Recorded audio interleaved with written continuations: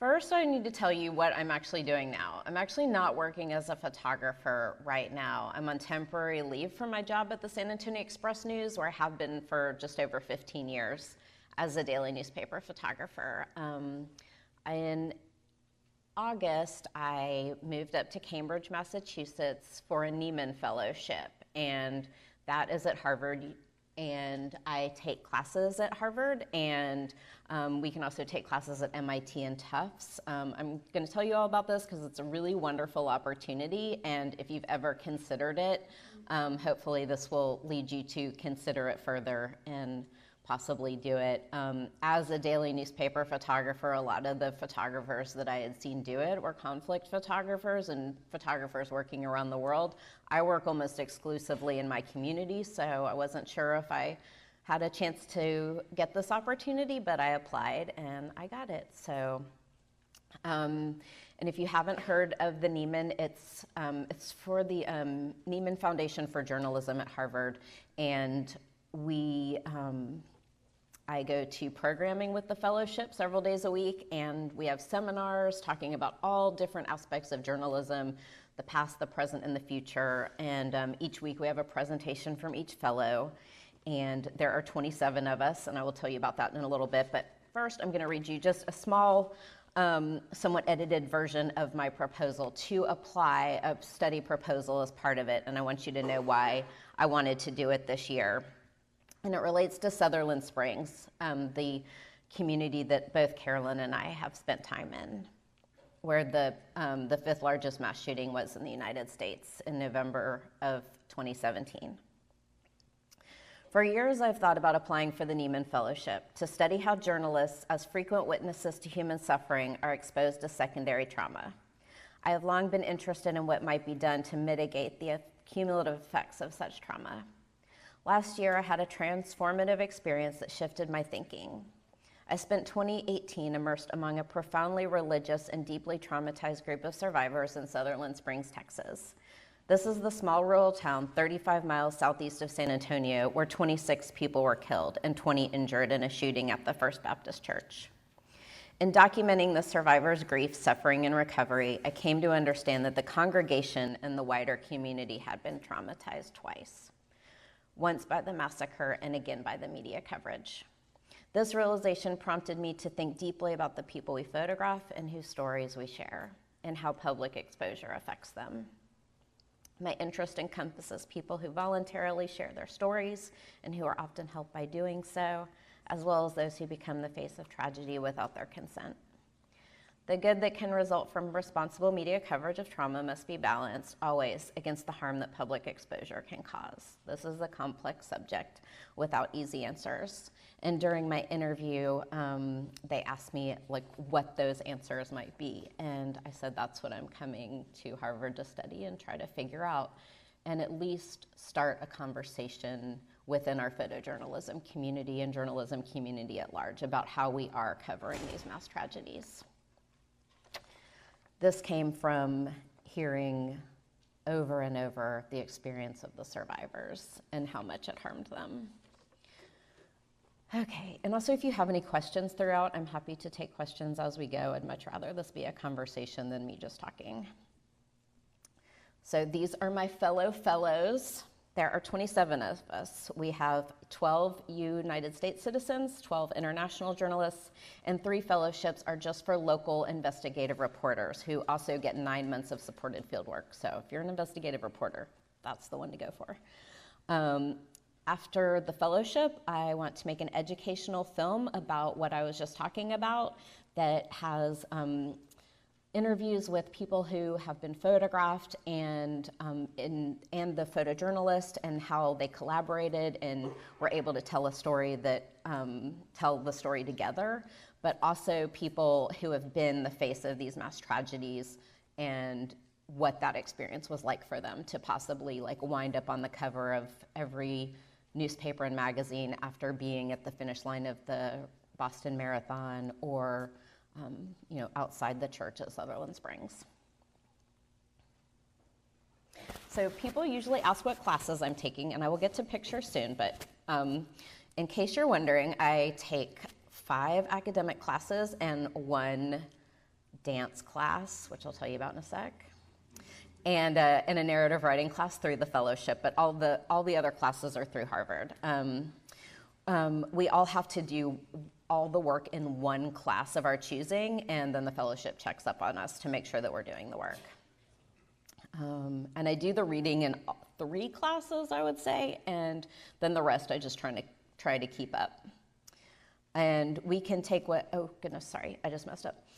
Okay, sorry about that. Okay, I want to tell you about the classes a little bit. So I am trying to take as many classes to learn about trauma as I can. I know we're using the trauma word a lot, and I won't as much after this today, but, and oh, I should say, just like Jessica and Carolyn said, if there is anything that makes you uncomfortable, please feel free to step out, and because the content of some of the stories could be upsetting. So, but back to my classes, and not photographing right now. So I'm taking childhood trauma, that's in the education school, and it's a lot about educational policies with children with trauma, but also how they process it, and that's in the education school with graduate education students. I am in a class called Loss, which sounds probably a little depressing. It's the first time it's being offered, and it's actually it was created by a professor who is an expert in the classics, and she just thought that Harvard students needed the tools to be able to deal with loss before they left Harvard, and she developed this class, and she is extremely engaging, and I just love watching her as a professor and watching how much she engages with the class and how much she cares about what she's teaching, and that she cares that it's really making a difference in her students' lives. So that's a really interesting class. I'm in Trauma and Resilience, Empowering Those Who Care for Others. That's my main class. That's the one that I identified in my proposal as one of the main classes I wanted to take. And it's in the Divinity School. It's mainly Masters of Divinity students, and we talk a lot about mindfulness and meditation and the neuroscience of trauma, and it's a very small, intimate class and a very, very intense class. But one of the things that I didn't know is we have to talk our way into some of the classes, and this professor did not want to let me in at first, but I did that journalist don't take no for an answer thing and kept going, and she finally let me in.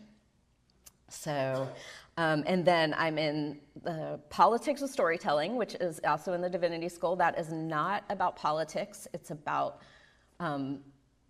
what is storytelling, why people share stories, who share stories, when they tell stories, and it's taught by an anthropologist.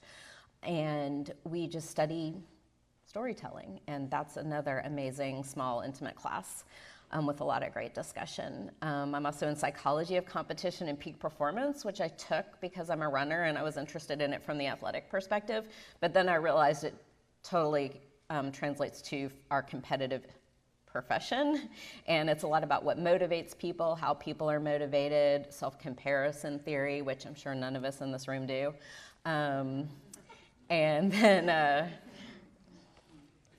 and how to use stress as a positive, and how use stress to not damage your performance but improve it. So that's another great class. It's kind of unexpected and how great it's been. And then I have hip hop dance, which I am terrible at. So it's actually a 4-credit class, and it's been very, very humbling, I will say. It's very difficult. So it's my hardest class, actually. Okay, moving forward.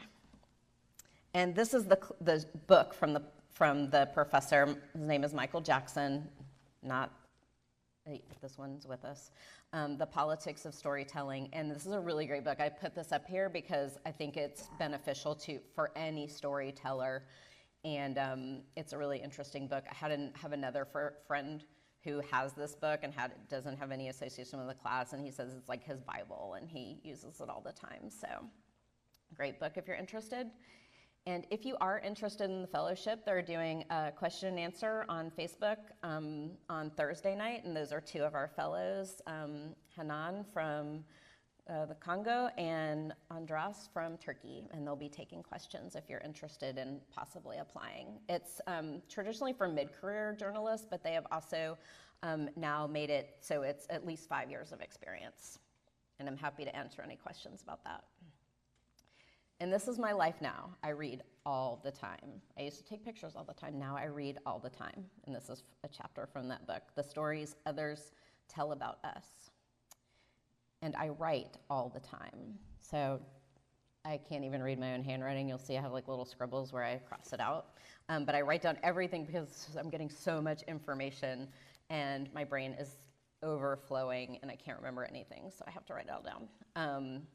Since the last time I photographed for the paper on August 18th, I have put the camera down except for my phone, but one time I did take my real camera out, and it was when we went whale watching, and this is the only picture I really have taken with my real camera. And then I photographed the leaves incessantly, because in Texas and growing up in Florida, we don't have leaves change very often, so that's all I've been doing photographically. So now we'll show some older stuff. So this is the story of Hector Garcia Jr., and this is his mother, Elena. I met Hector through his sister who had contacted me about mentoring her daughter, and I had agreed to meet the daughter, and soon after his sister emailed me asking if I would be willing to meet her brother and possibly do a story on him as in his struggle with his weight. I met with him and we decided to move forward, and so that I would be the way that he would be able to tell his story. I was first drawn to his voice and his ability to articulate his lifelong struggle. And I had no idea what the visuals would be, but I just knew his voice had to be heard, that we all had a lot to learn from him. I photographed him over the course of 4 years as he lost 300 pounds and then regained it. People talk about living in bigger bodies in different ways and have different views of it. So this is Hector's personal story. And he showed me what he wanted people to see and said what he wanted others to hear. Oops, I just messed this up. And I did a much longer piece on him with video and his voice and stills, and I'm just going to show you the first few minutes of it, and the longer version is, I can tell you where to find the longer version if you want, but I just want him to be able to tell you his story for a few minutes so you can understand from him better, and he can tell his story way better than I can. Oops, there's no audio. Or it's really low. Oh. What were those big jeans? Oops, sorry. The Huskies? Remember at Sears? Can I rewind?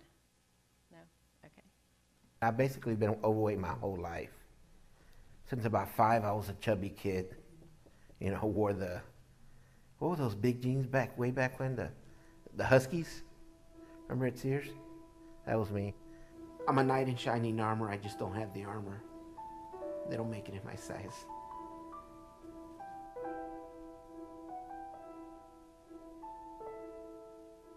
When I was in elementary, all the kids treated me like an outcast, so I didn't develop the social skills that maybe I should have. How to talk to people, how to talk to girls. I didn't learn those things because those are things that you develop from an early age. And I was so busy defending myself from ridicule and, even physical altercations that I learned at an early age that it was better for me to keep to myself. See what happens.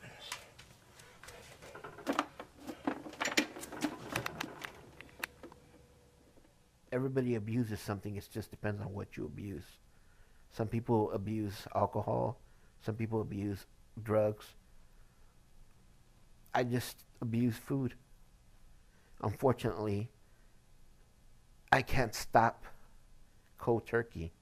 An alcoholic stops alcohol completely. Drug addict, same thing. I can never stop eating. I always have to have a little bit of that thing that I'm addicted to. That's what makes it so hard. It's like a drug addict taking just a little bit of cocaine. That's what makes it so hard. That you can never stop eating. You always have to eat. People always make judgments upon me just because I'm overweight. And they don't have a clue who I am. It's funny because a lot of people They say, oh, he's a great guy. No. And it's almost like they're shocked, almost like they expected that I was something less because I was overweight. I'm a person who relies on second opinions because the first opinion people have of me that he's fat and he's undisciplined. And while that may be true, that doesn't make me a bad person. People rarely stick around to get to know me. Even I can understand that because I know the way the world is. Where else do you see people getting ridiculed and allowed to get away with it if it's not over a fat person? I think it was one of the obesity hospitals that I was trying to get into. And she said, why do you overeat? Do you know? And I said, you know what? No one's really ever asked me that question. And I actually had to stop and think about it. I said, because food doesn't reject me. Food's the only thing that I could ever do that wouldn't ridicule me, that wouldn't give me a hassle. It was like my friend. And what happened is it became a crutch. And before you know it, it was disastrous. I paid a high price, an extremely high price, and I'm still paying it. I don't want somebody else to go through this, to be chained to a chair, to see life going on and not being able to partake in it. It's hard never to have had kids, or get married, and I think I would have been a good father. If I had to paint you a picture of my life, it would be of a little kid behind the glass on the store with his hands pressed up against the glass, looking at the world go by. Life is going on and I'm missing it. And I've been missing it my whole life, with a few rare exceptions of when I had lost weight and I was able to do things.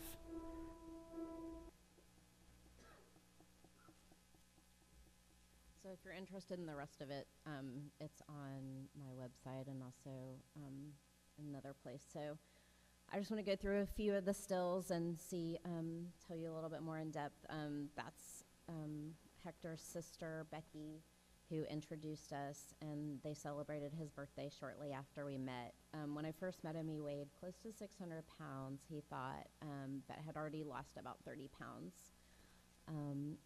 This is his birthday. He was skeptical about the sugar-free cake because he was trying to start losing weight because a doctor had said he would replace his knees if he lost 300 pounds. His knees were bare of cartilage because he had carried the weight for so much of his life. As he lost weight, he was able to leave his home for the first time in a very long time, but it was still very difficult. Unable to walk more than a few feet, Hector found a way to exercise by walking laps in the pool. He was able to visit his sister's grave for the first time since she had died a few years before. And he began making friends at the pool. And I often went for his Monday morning weigh-ins, and I knew this would be an important one. This is the moment he saw he had lost 200 pounds, and his mom was with him. He would keep his weight on a calendar, so I would watch, with each weigh-in, and so I would try to be there in, the most important weights that I thought he would miss and he would be most excited about.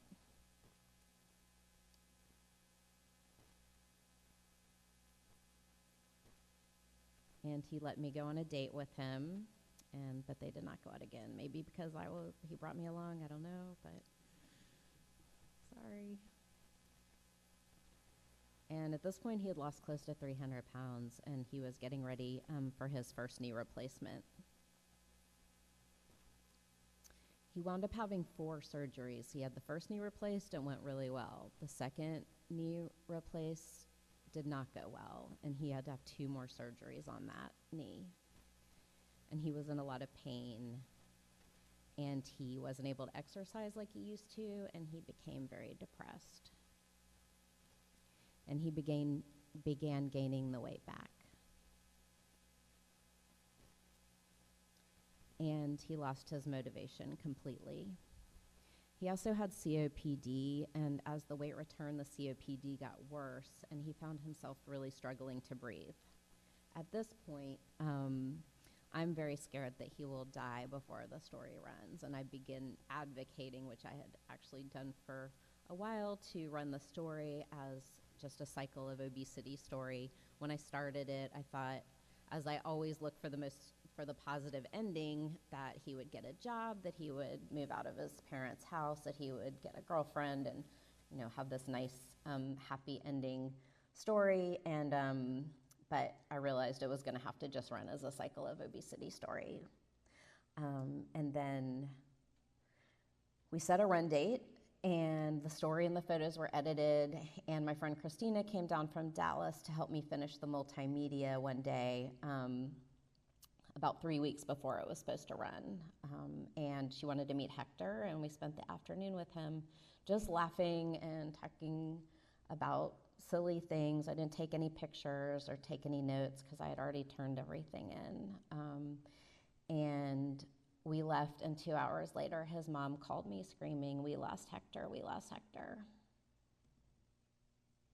His mom had come home from a week in the hospital to surprise Hector and his father. She didn't have her key, so she rang the doorbell. Hector's dad was in the bathroom, so Hector walked the 40 feet to the front door to let her in, and when he opened the door, he collapsed and said he couldn't breathe. I had a lot of guilt about the story not running sooner and not getting him help somehow, which was what I hoped the result of the story would be.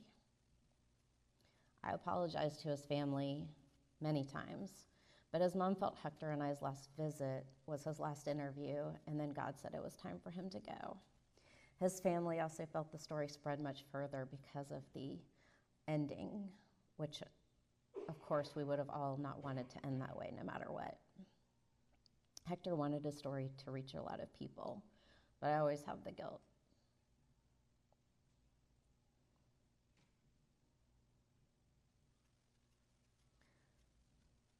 When Hector had his first knee surgery, he wrote letters to his loved ones in case of his death if he didn't wake up from the anesthesia, and gave them to me to hold on to.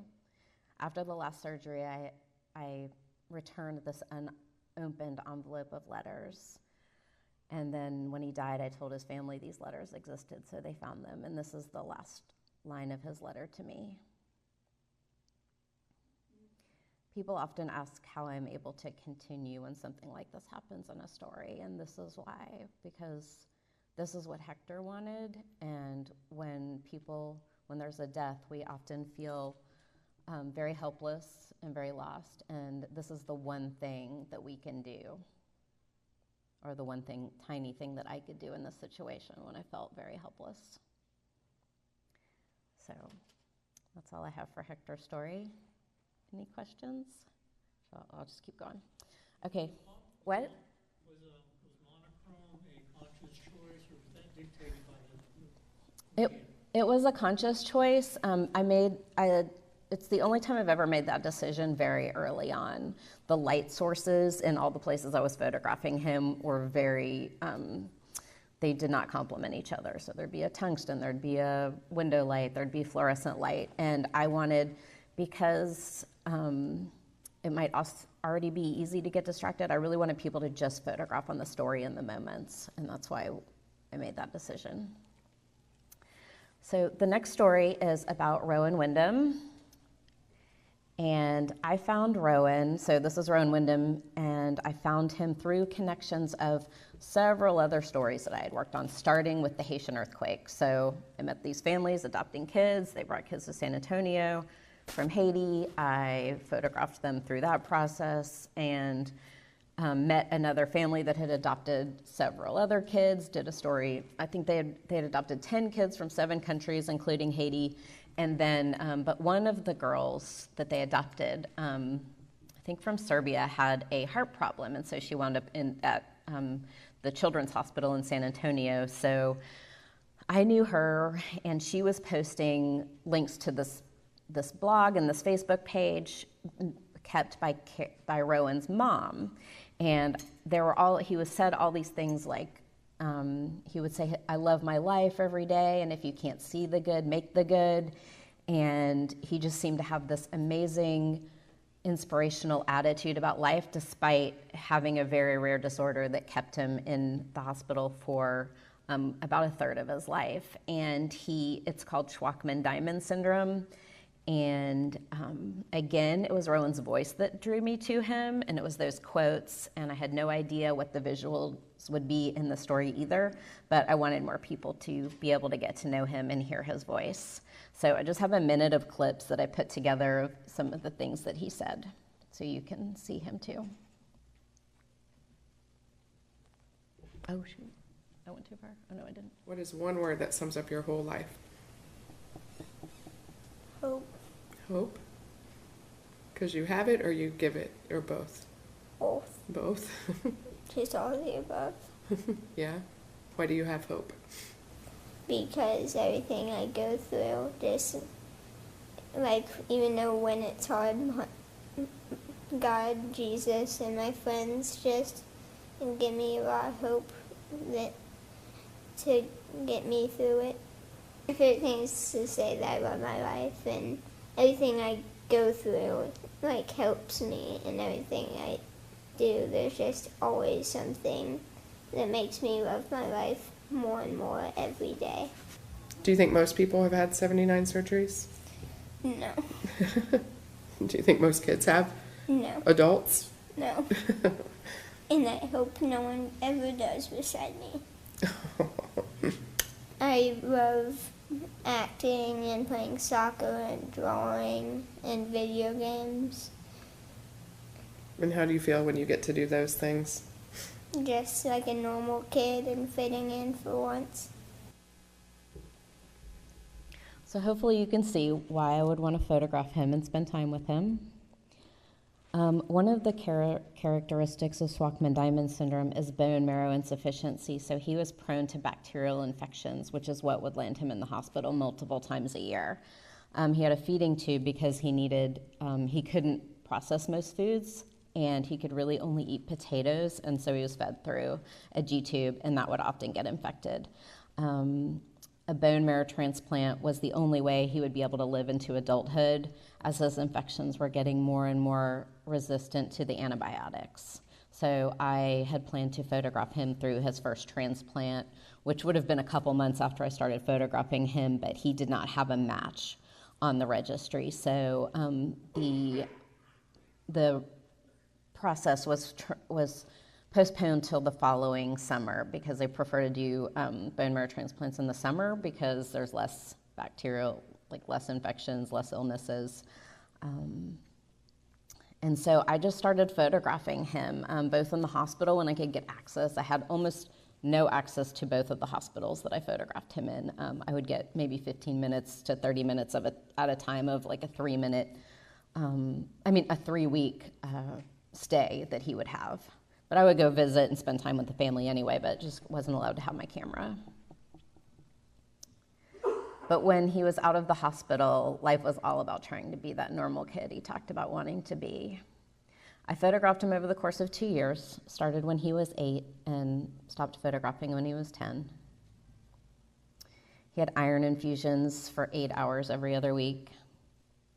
He loved to act in plays. This is from Shrek 2. Playing soccer. Another stay in the hospital. A Zumba-thon to raise money for medical expenses. He was adopted by the Guardians of the Children motorcycle gang and chose his name as Hope, which is on his vest. This is his friend Charlotte, who has leukemia, and Rowan's mom is actually with her right now at Seattle Children's Hospital, where Rowan had his transplant, because she's getting a bone marrow transplant, and her parents can't be with her because they have to work, so Rowan's mom is staying with her. We always have to make choices when to photograph, and thankfully I have a very understanding husband who is okay when I ask him if he's okay with me going to photograph Rowan, bringing in the new year instead of spending it with him. That's a very important part of being a photojournalist. If you want a partner or have a partner, that they're very understanding of these things. Celebrating at Christmas at home in January after Rowan spent the holidays in the hospital. He was not able to attend school because of his immune system and need for constant medical care. This is his home nurse. This is going to Seattle to plan for his transplant. Rowan loved Bigfoot and totally believed in him. This is at the hotel room in Seattle. When he was in Seattle for medical appointments, he would go visit their family friends in Bremerton, where Rowan says it was squatchy and perfect living conditions for Bigfoot. The family friends would put out tufts of hair and little bites of food that showed signs that Bigfoot had been there recently, and Rowan fully believed it.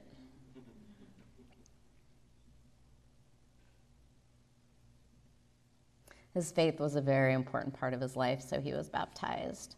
In fact, the day of his transplant, his mom said, "Is tomorrow going to be the best day ever?" I'm not sure if I'm going to get this quote exactly right, but he said, "No, the best day ever will be the day that I meet God and Jesus." And then in typical Rowan's life, he had a grand mal seizure before 24 hours after his baptism and was rushed to the emergency room. Not wanting his home nurse to leave as she ends her visit. Getting ready to leave the hospital after a long stay. Raising money for kids with cancer. Since he didn't go to school, most of his kids he met in the hospital, and so they were all dealing with various illnesses as well. With his dad the night before leaving for Seattle in the transplant. The most painful part of their home routine was cleaning his lines.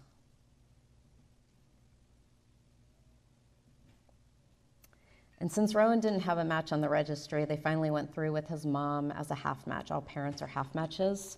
And she was able to give her stem cells through a painless process called apheresis. It's basically like giving blood for several hours. You do have to have some shots beforehand, but pretty painless in comparison.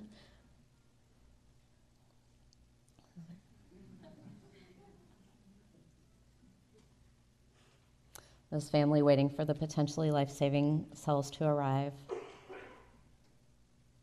The cells arriving, if you've ever had anything to do with a bone marrow transplant, it looks just like a blood transfusion. So the cells are on this far side.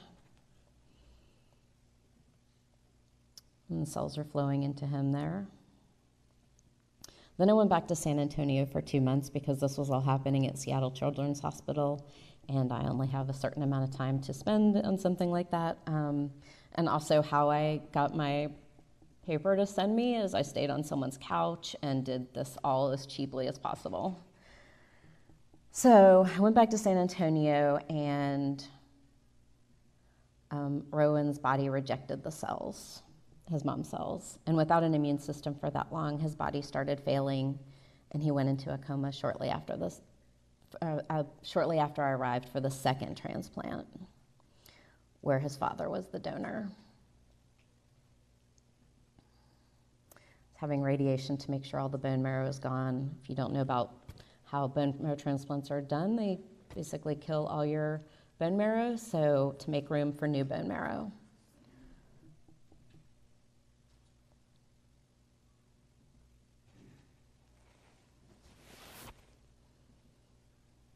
And his father's cells arrived with less fanfare. They're hanging on the ivy tree on the left. And I'm very sorry to tell you that Rowan did not survive. His body was too damaged from both transplants. which took several months.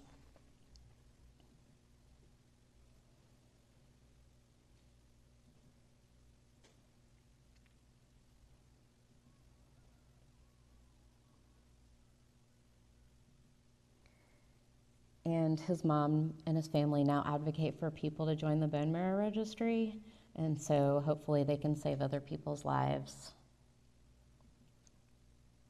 And of course, my relationship with his family has continued. And when he was in the hospital in San Antonio, he would make visitors bring cereal to his room to, so he could be the big cereal donor for the cereal drive that the hospital would put on in conjunction with the food bank every year. And so after he died, they named the drive after him. And I'm trying to think of time. How much time do I have till 1:15? Is that right? 2:15, sorry. Okay, I'm gonna show this real quick. This is just a little video. I think I was just so upset after he died that I totally forgot I had done a lot of video along the way, and remembered like 3 days maybe before the story ran that I had all these video clips, and thought I should just go through them and see what I have, and realized I had a bunch. And actually Carolyn's husband was in town and helped me figure some things out, and I was able to put together a little video of him, so it's pretty short.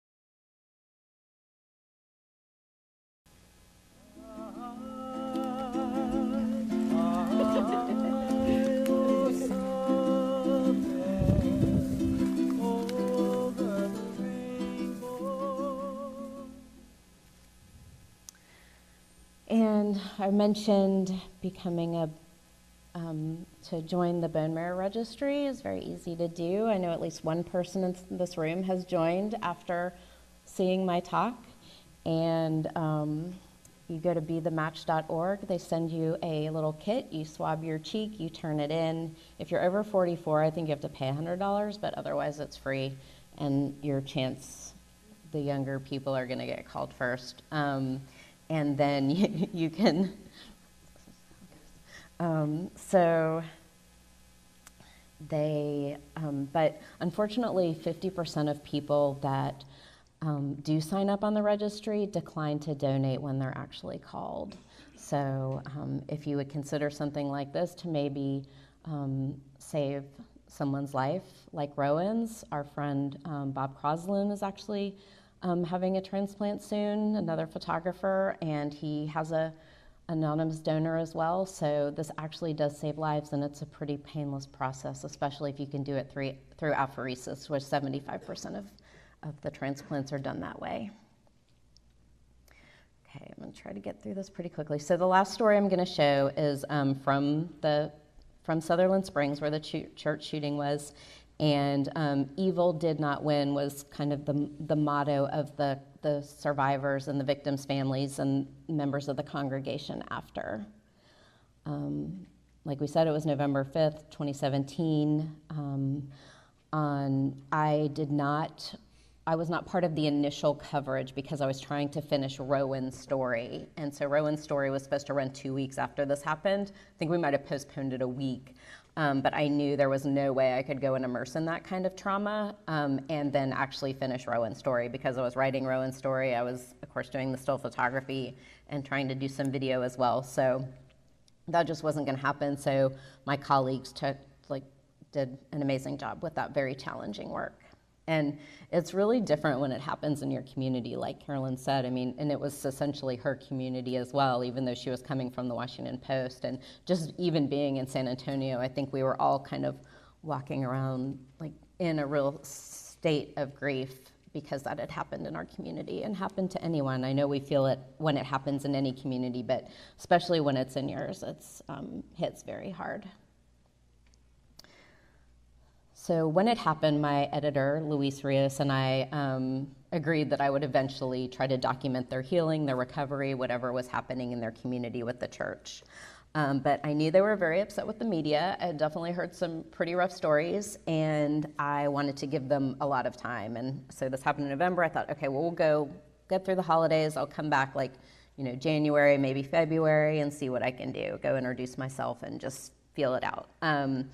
But my editors tricked me, and a week after Rowan ran, they asked if I would go for an interview, photograph an interview with the Holcomb family. The Holcomb family is the family that lost 9 members of their family, including several children and an unborn child. So I went to that interview, and these are 2 of the Holcombs. That's Jenny on the left. Am I saying that right? Jenny on the left, and she lost her husband and her 17-month-old daughter, and she was talking about her daughter, and that's her sister-in-law, Sarah. And so I got sent down there for that interview, and like I said, my editors tricked me because the reporter then told me that we had another interview at 1, this was at like 10 in the morning, and then we were going to the church dinner, potluck dinner, and Bible study that night. So I was out there for about 12 hours that day, and my editors knew if they could just get me down there, which was about 45 minutes from my house, that I would stay, and I did. Because while I know this is not a great photo, this is what I saw the first night. Not the despair I expected to find, but it was the church family together, laughing, loving, healing, and grieving together. This was our last service under the tent and the first I photographed. I was first asked to stay in the back, but I was allowed to move forward with, okay. Can I have 5 extra minutes?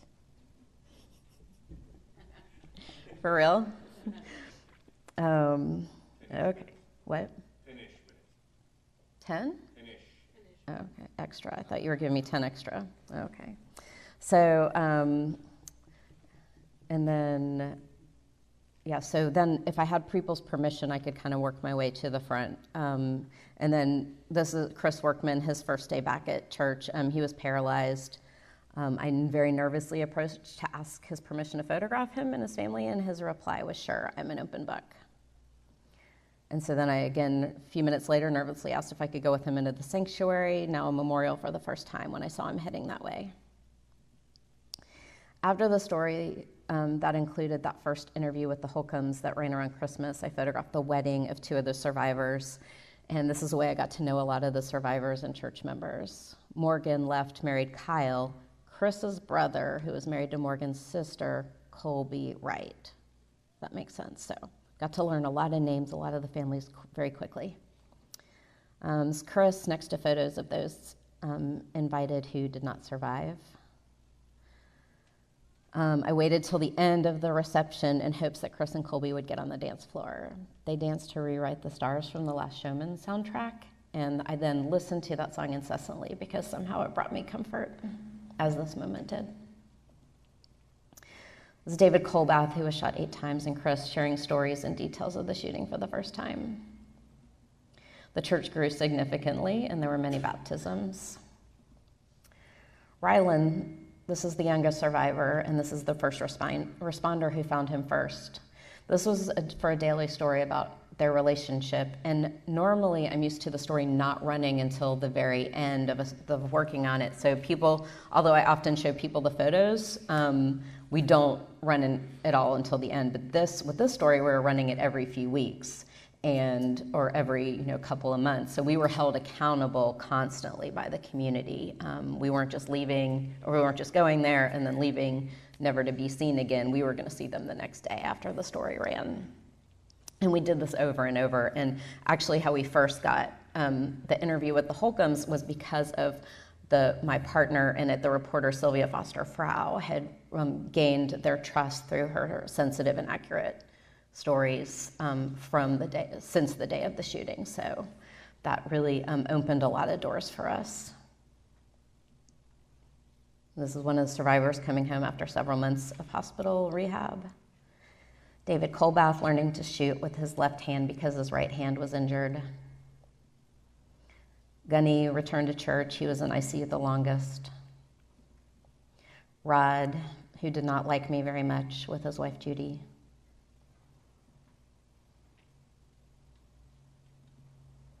This is Evelyn Hill. She's a Holcomb on the shoulders of her father, John Holcomb, on Easter. Evelyn is one of my favorite people and probably bonded closer with her than a lot of people, but she did not lose her spirit or her playfulness after all she had gone to, though both of them were in the church. And Evelyn lost her pregnant mother, her 3 siblings, her grandparents, her uncle, and his 17th-month-old daughter, but she was still Evelyn. This is the pastor, Frank Pomeroy, at the grave of his 14-year-old daughter, Annabelle. We followed them to Day of Prayer, national service in Washington, D.C. Before the shooting, Carla Holcomb would walk the perimeter of the property next to the church, praying it would be given to them so that they could build a new church on it. Carla was killed and was the best friend of Sherry Pomeroy, the woman in the photograph, the pastor's wife. The land was donated, and before the groundbreaking, Sherry walked the perimeter and prayed as Carla had. This is Rod and his daughter, and after this ran, the one that didn't like me at first, he said I was, quote, a light in their lives, despite his initial skepticism of my intentions. But this ran in the Express News and the Houston Chronicle, so he was happy. This is Stephen Williford. He is the, quote, good guy with the gun. He lives a block from the church. His daughter heard the gunshots, and he ran out barefoot with his own AK-47 and engaged the gunman in a shootout, ending the massacre. Stephen then hopped in a truck with a passerby, and they chased the gunman until he drove into a field and shot himself.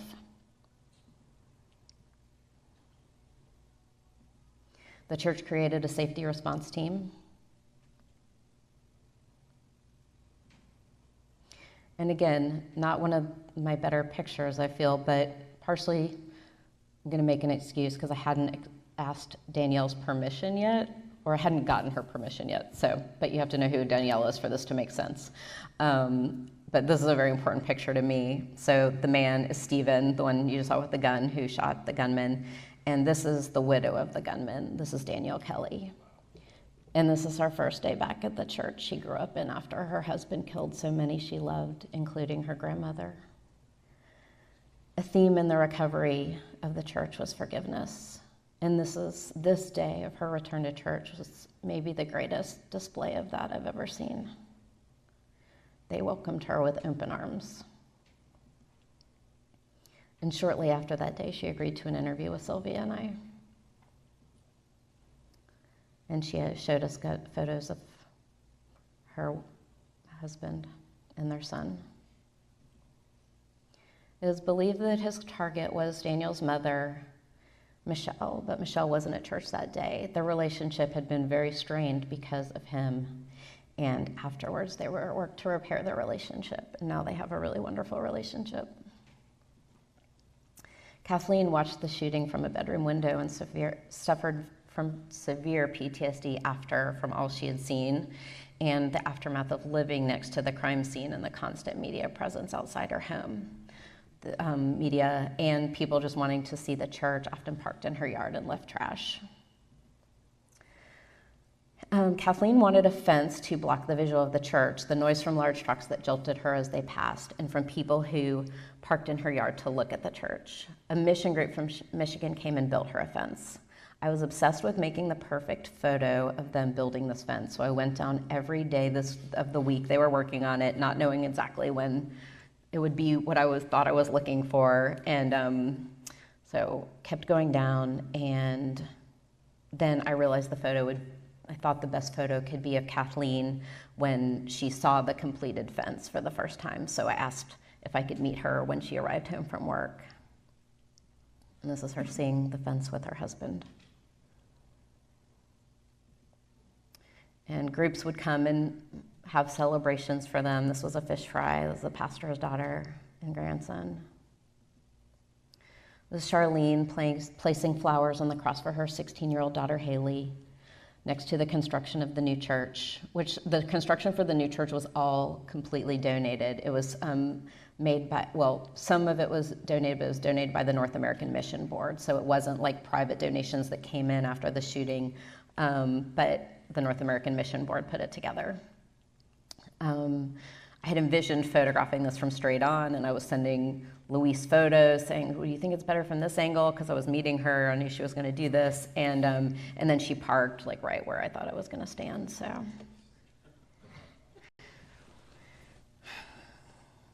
Sherry at Annabelle's grave with Annabelle's sister Marina and her daughter. John and Evelyn touching the name of her sister at the memorial stone dedication. John made the mistake of telling me he woke Evelyn up by playing the harp every morning, so of course I begged him to let me photograph it. Didn't make the picture I hoped to make, but still. And John was the one I asked over and over and over if it was okay if I photographed him. Many of the families I would ask every single time I saw them for their weeks or months if it was okay if I photographed them, and especially if something was like extra sensitive that I was at, I would ask them, "Are you okay with me photographing you here at this moment?" And John held on to every sign of his family. This is a door with the children's heights. There were 3. And I loved watching their relationship. This is at the grave with the 9 Holcombs. The 3 of them left in their home.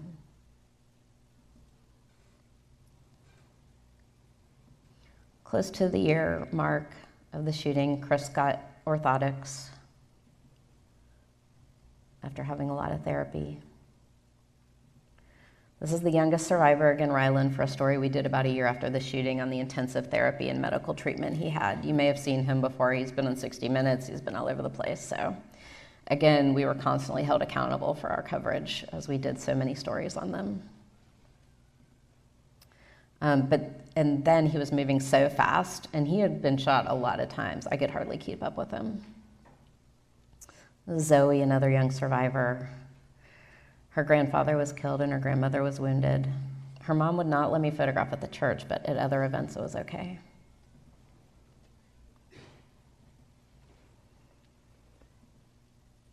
And this is one of the most intense moments for me this day. It doesn't always, what we feel doesn't always translate photographically. Of course we want it to, but this is Annabelle's birthday, their daughter. And I knew this day would be the hardest for Sherry. And this was the moment before Frank walked up to the pulpit to give the sermon. And then they went to the gravesite after on her birthday, and purple was her favorite color. Close to the year mark, the rest of the tombstones were finished for the rest of the Holcomb family. Gail, on the left, is the aunt of the children and a funeral director, and she handled 19 of the funerals. Haley, looking at the chairs in memory of her family during the one-year anniversary event, which I did not photograph well at. I think I was just completely overwhelmed by a lot of new people and a ton of media, and I kind of did not do very well that day. But the night of the actual anniversary, November 5th, the reporter and I were the only media invited to the private event for survivors and victims' families. The mood was reverent and achingly beautiful, as one by one, each family walked into the church, the new church, and wrote on the walls that would soon be covered up with more construction. They wrote messages to their loved ones. Difficult to photograph, but a profound experience. And I'm almost done. I have 2 more pictures. And then one day I got a call that the memorial crosses that wind up at every mass shooting were going to come down. So I wasn't going to go. And then, of course, at the last minute, I panicked and said, I have to run down and try to get a photo of these crosses right before they're taken down with the light. And got there kind of late, but tried. And then this is the first service in the new church. And the memorial wall in the new church with Sarah, the Holcomb. Oh, and then this is playing off, I had these in here, so there's 2 other books that Carolyn did not mention and 2 that she did. So these are the books that I'm reading in my empathy and resilience class that may be helpful to you depending on what you're working on and depending, maybe even what you're experiencing today. So if you're interested in these, this Real Love, this is the first book that we read. This is a lot about self-compassion, which I know I really struggle with, and I assume other people in this room do. We're often very hard on ourselves, and this is trying to help us not do that and also have compassion for others. This one, but the warning is avoid chapter 4 because it starts with a photographer, and it's all about a photographer getting held up at gunpoint. So just avoid chapter 4, whatever you do. Another one that Carolyn mentioned as well, The Body Keeps the Score. I think this is probably the best book in this group, and maybe also Trauma Stewardship, which she also recommended and several other photographers have recommended to me. And that's all. Thank you.